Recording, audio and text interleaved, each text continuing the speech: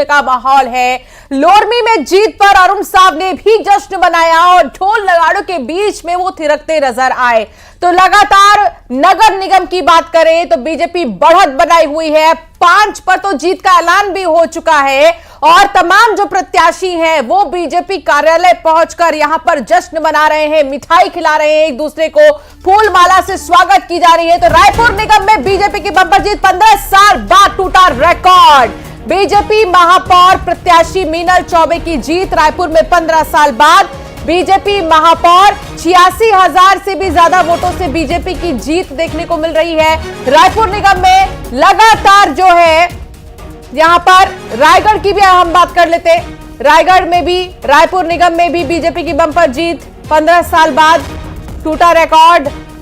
रायगढ़ नगर निगम में भी बीजेपी की जीत। तो लगातार जीत पर जीत, बीजेपी के जीवर्धन चौहान जीत गए हैं और रायगढ़ नगर निगम में लगातार ये जो जीतने का सिलसिला है और लगातार जो वोट हैं उनकी काउंटिंग्स बढ़ती ही जा रही है। एक बड़े अंतर के साथ में जो प्रत्याशी हैं वो नगर निगम के प्रत्याशी जीत रहे हैं बीजेपी के।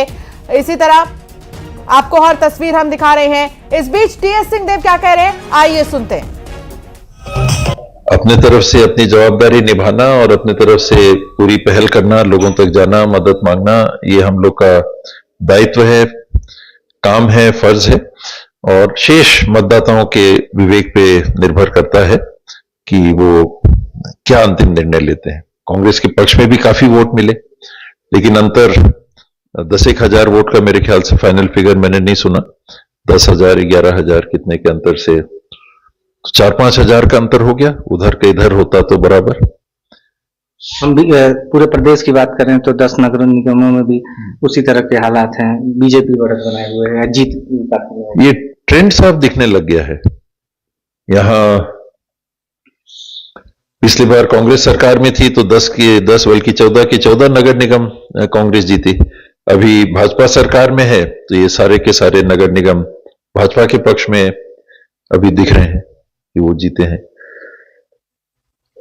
बहरहाल जो जीते उनके लिए मैं तो बधाई दूंगा। भाजपा पक्ष के जीते हैं, कांग्रेस पक्ष के जीते हैं, जीतने वालों को बधाई। और उस दिन मतदाताओं ने जिसके पक्ष में ज्यादा निर्णय दिए वो हम लोग को स्वीकार।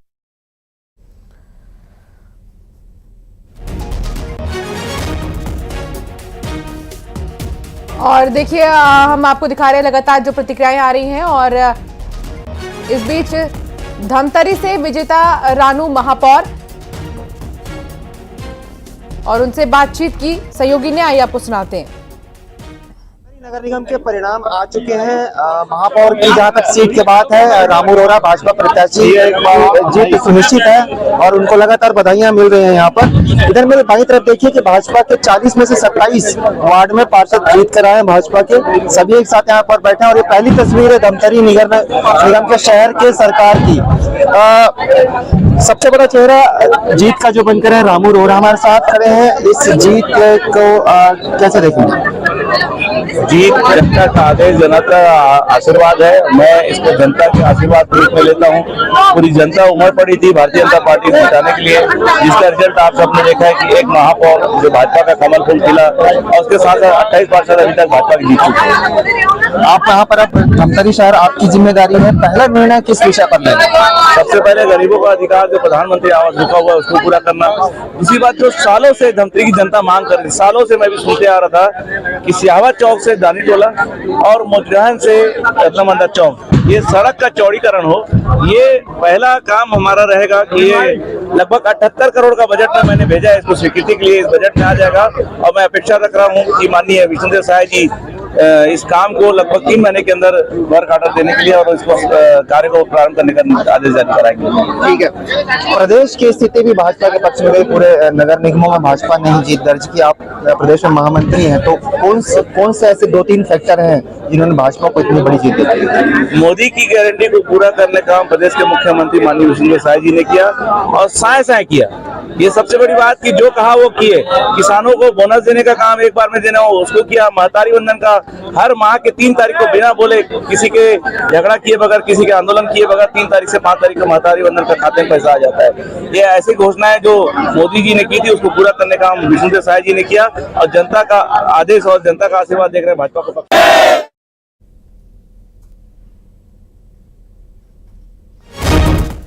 तो लगातार जो है प्रत्याशियों के जो रिएक्शंस है वो आ रही हैं। प्रत्याशी काफी खुश हैं और इसी तरह जो और भी प्रतिक्रियाएं हैं उनको भी हम देख सकते हैं।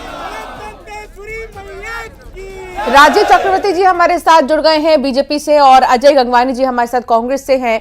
चर्चा का सिलसिला लगातार जारी है, हम बातचीत भी कर रहे हैं। बहुत बहुत बधाई आपको सबसे पहले राजीव जी, क्योंकि हम ये देख पा रहे हैं कि निगम में 5 सीटों पर तो लगभग ऐलान हो ही चुका है, बाकी बच रही है जो 5 सीटें उन पर भी बीजेपी बढ़त बनाए हुए है।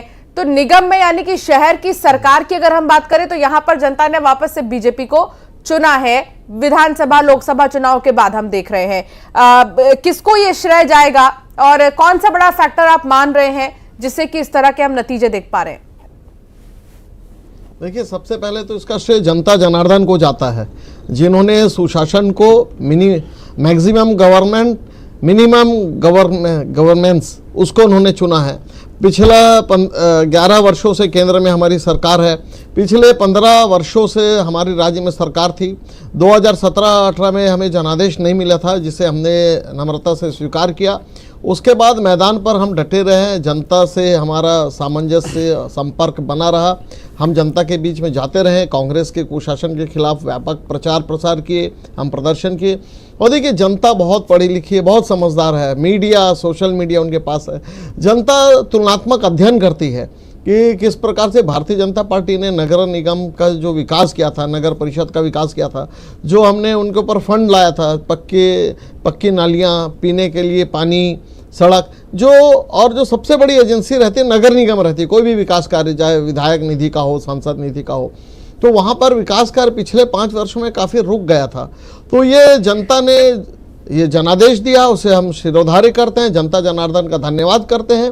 और जैसे मैं आपको बता रहा हूँ कि जनता ने देखा कि कैसी नई सड़कें जो नगर में जो रहती है कि आवास की समस्या, साफ सफाई की समस्या, बिजली की समस्या, तो ड्रेनेज सिस्टम सही हो और आबो हवा ठीक हो, उसके अलावा जो सड़कों की मरम्मत होती रहे, जो इंटरनल जो सड़कें रहती है और सीसी रोड बनती रहे, तो जो विकास कार्य होते हैं भारतीय जनता पार्टी ने समग्र विकास किया चारों तरफ। अगर आप नगर निकायों में भी जाएंगे तो आप देखेंगे छोटी छोटी नगर पंचायतों में गली मोहल्लों में सड़कों का जाल बिछाया, जहाँ फ्लाईओवर्स की आवश्यकता है छोटे छोटे फ्लाईओवर बने, सबअब्स की जहाँ जरूरत होती है वहाँ हम सबअब्स बना रहे हैं। रायपुर में तो एक 15 साल का एक रिकॉर्ड काम हुआ, जो छोटा सा कस्बा नुमा रायपुर शहर था उसे महानगर का स्वरूप दिया। बिल्कुल, तो और वाकई में 15 साल का जो रिकॉर्ड है वो देखने को मिला यहाँ पर, उससे इतर चीजें देखने को मिली हैं। एक बड़ी खबर आ रही है, दुर्ग निगम में बीजेपी की जीत तय है। बीजेपी की अलका बागमार 60,000 वोटों से आगे है,